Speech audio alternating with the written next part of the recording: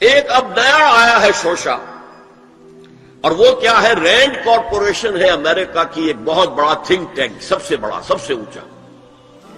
اس کی سفارشات جو ہے وہ محکمہ دفاع کو جاتی ہے، خارجہ محکمے کو جاتی ہے، اور ان تھنک ٹینکس کے مشوروں پر اور تجاویز پر لوگ عمل کرتے ہیں۔ حکومت جو ہے ان کو غور سے دیکھتی ہے، عمل کرتی ہے۔ اب انہوں نے مسلمانوں کا تجزیہ کیا ہے کہ مسلمان 4 قسم کے ہیں، سب ایک طرح کے نہیں ہیں۔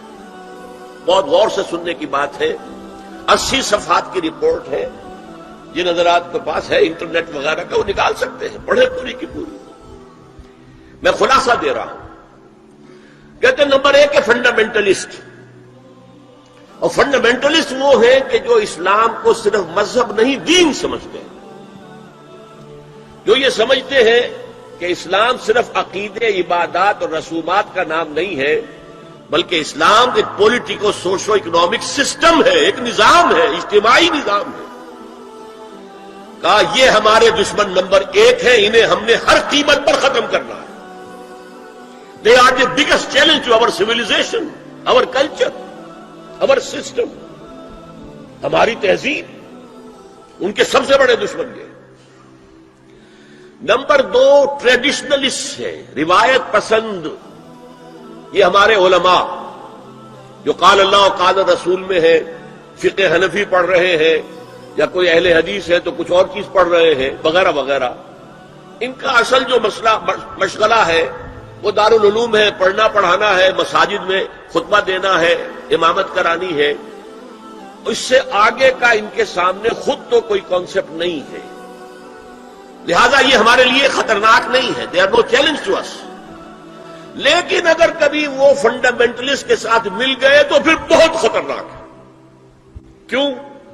ان کے پاس عوام تک رسائی کا بہت بڑا ذریعہ ہے۔ ہر جمعے کو ایک اجتماع ہو رہا ہے، جلسہ ہو رہا ہے۔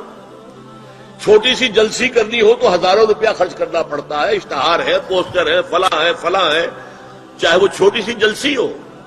اور یہاں لوگ چلے آ رہے ہیں، نہا دھو کر، کپڑے بدل کر، اچھے عطر بھی لگا کر آ رہے ہیں، کچے دھاگے سے بندھے ہوئے، تو ان کے پاس تو بڑا ذریعہ ہے۔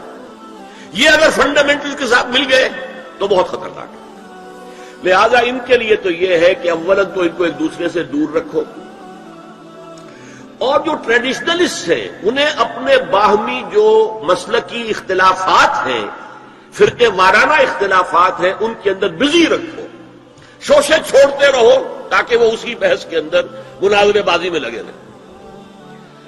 تیسرے انہوں نے کہا ماڈرنسٹ ہے۔ یہ وہ لوگ ہیں کہ جو اسلام کی ایک تعبیر جدید کر رہے ہیں اور اسے ہماری تہذیب کے ساتھ ہم آہنگ، کمپیٹیبل بنا رہے ہیں۔ ان کی مدد کرو، انہیں سپورٹ کرو، انہیں پیسہ دو، اور ان کے لیے خاص طور پر پرنٹ اور الیکٹرانک میڈیا میں ان کی اپیئرنس کا بندوبست کرو، اس لیے کہ ان کے پاس کوئی اور ذریعہ تو ہے نہیں۔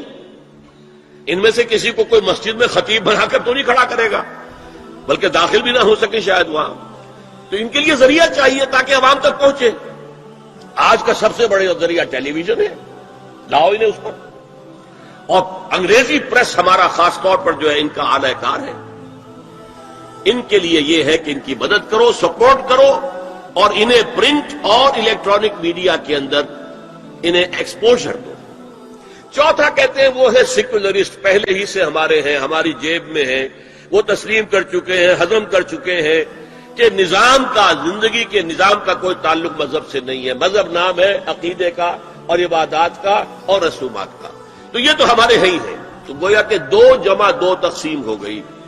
2 کو سپورٹ کرو، مدد دو، اور 2 کو سپریس کرو، اور ان دونوں کو ایک دوسرے سے دور رکھو، اور جو ٹریڈیشنلسٹ ہے، روایت پسند، انہیں ان کے اختلافات میں الجھائے رکھو۔